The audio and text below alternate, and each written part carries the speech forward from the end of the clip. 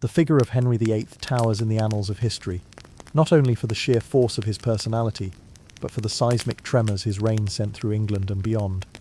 He was the king who defied the Pope, who dissolved the monasteries, who stood at the centre of courtly drama, so intense that his 6 wives are still spoken of like a tragic chorus in a Tudor epic.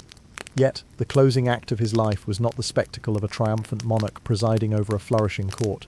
It was an API, slow collapse, physical, psychological, and political, that revealed a far more vulnerable man than the portraits in gilded frames would ever admit. Henry's decline began long before his death, on a January afternoon in 1536.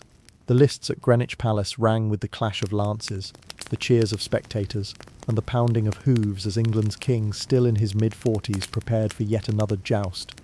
He was an experienced and confident competitor, his armour gleaming, his visor lowered.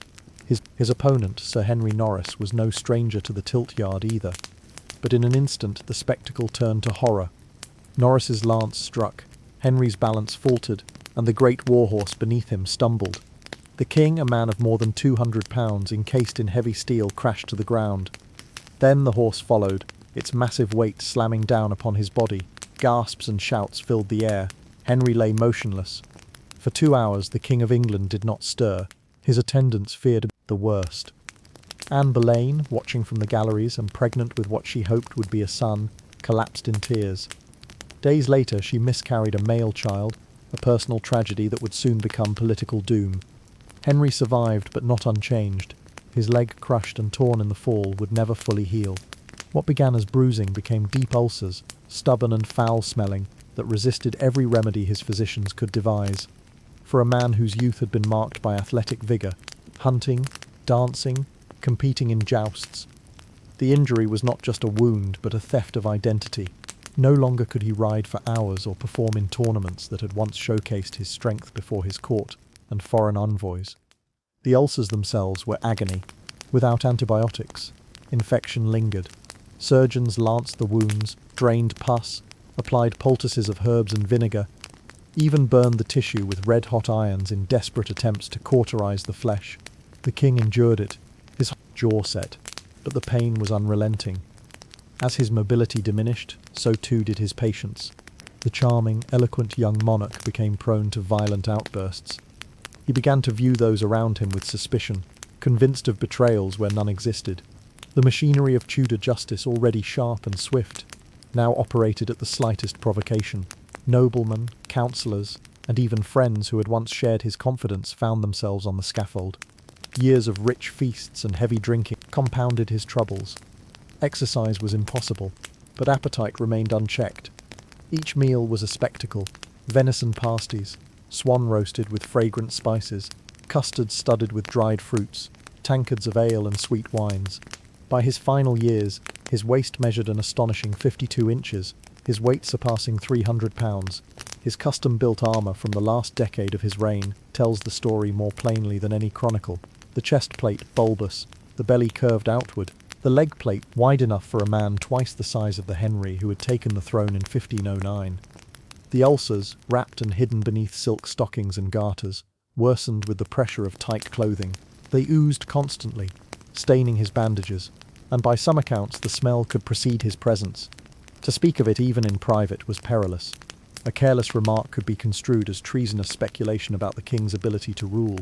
By the 1540s, the king's court was a place of tense silence. Ambition and survival walked hand in hand.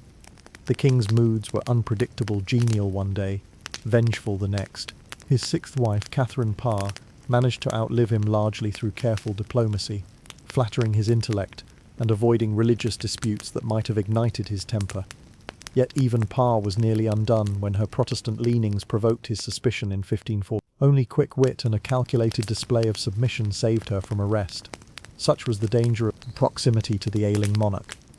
By the end of 1546, Henry's health had deteriorated to the point where his movements were severely limited.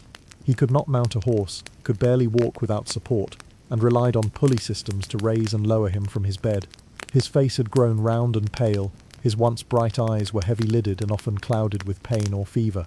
Foreign ambassadors noted that audiences with the king were now rare, and when they did occur they were tightly managed affairs, staged to conceal his infirmity.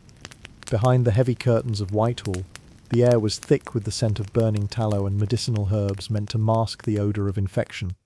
His physicians could do little but manage symptoms. They drained the ulcers, applied compresses, and tried to keep the swelling in his legs from worsening. But the infection was relentless, likely spreading into his bloodstream.